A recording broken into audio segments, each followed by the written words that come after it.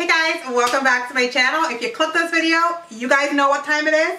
We have a Chanel reveal and unboxing, which I'm super excited about. Anytime I can get one of these black bags and a nicely wrapped Chanel box, I will, because, you know, I just will. Today we're doing an unboxing, a reveal, but also a review because I've used these items too. I'm like a crazy researcher. Like when I want to buy something, you guys, I go on YouTube and do research, usually for luxury goods. And so if anyone can stumble upon this video and kind of get a little bit of guidance with what they're looking for, if they want this item, it should totally help them out. So I love doing this with luxury purchases. And this is the bag. Let's get into the unboxing. So inside the bag we have the box, which is all wrapped beautifully. I don't know, it's just special. Nothing is like more special than opening a Chanel box in my opinion, or any designer box that packs their stuff nicely. You open it up, you have, oh my god, it's been a while since I've done this.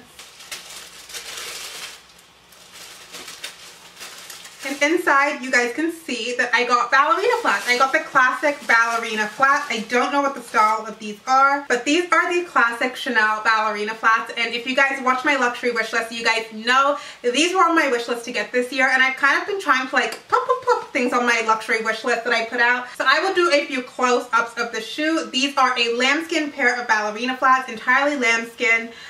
It's in the nude leather with the black cap toe. They're leather lined, and then they also have the leather sole as well. The leather sole is almost like a suede leather. It's not like that shiny leather. So yeah, these are my ballerina flats.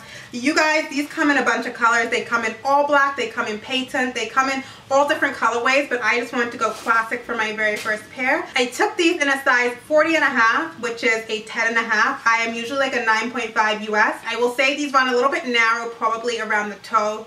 Right here they are a little bit narrow, but they will stretch out because they are lambskin. I just think that these shoes are cut narrow. So if you have a wide foot, I would size up one whole size from your US size.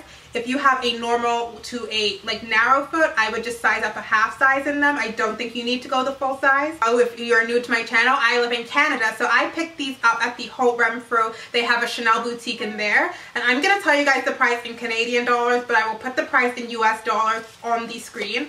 So before tax, these shoes retail for $800 Canadian. I kind of thought when I looked online on the Canadian website, they were $715. It's like an $85 price difference, not the end of the world, but they are actually more expensive than what the website states. So the website needs to get it together. Do I think that they are worth $800?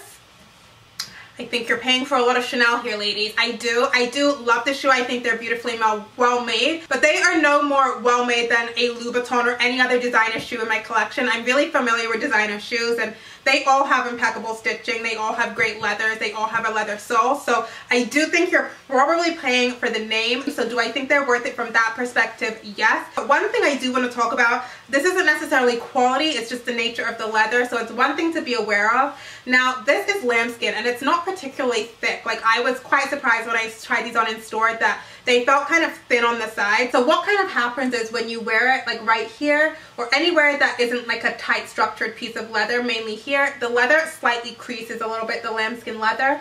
I will try to do a close-up for you guys so you guys can see that. So around this ankle here, I have some creasing of the leather, and also here. And I've only worn these shoes a few times thus far, not for really extended periods either. So in all honesty, I do feel like eventually these shoes may end up looking a little more worn over time, even though they aren't super old. So I will have to see how they go after a few months, but I definitely don't think, whereas some heels I would say are like lifetime designer shoes, these I definitely feel like I would have to repurchase them in the future if I want them to still look, you know, not beaten up. Comfort and breaking in, like I said, I've worn them a couple of times and I find them very comfortable, except I am still breaking in this back part of the heel here. I just like to wear band-aids around this part because it's just very snug on the back of my heel and it rubs a little bit and gives me a blister.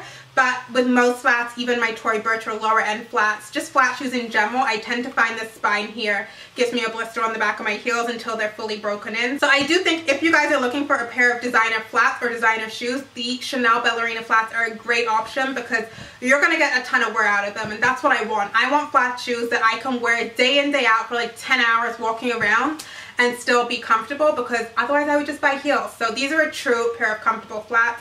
They're completely classic. I love them and I'm happy to have them in my collection. But yeah, those are my thoughts on these babies. I don't really know how much more I can say. If you have any questions, leave them down below. And yeah, I hope you guys enjoyed this video. I hope you found it a little bit informative and a little bit of fun. And I will catch you guys in my next one.